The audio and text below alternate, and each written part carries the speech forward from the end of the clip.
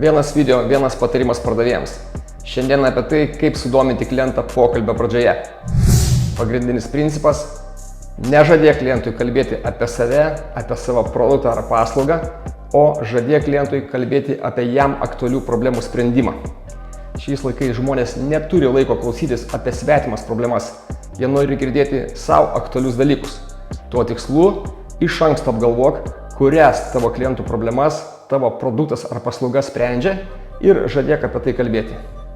Pavyzdžiui, jei tavo klientai yra verslo įmonės, tikėtina, kad joms bus aktualu kaip sutaupyti, ar padidinti pajamas, ar pritraukti naujų klientų, ar pagerinti efektyvumą, kažkokius kitus rodiklius pagerinti. Tai tuo tikslu iš anksto apgalvok, kurios iš šių rodiklių tavo produktas ar paslauga gali padėti bent dalinai pagerinti ir neviniodamas į vatą pačioj pokalbio pradžioj žadėk, kad klientas išgirs šiuos sprendimus.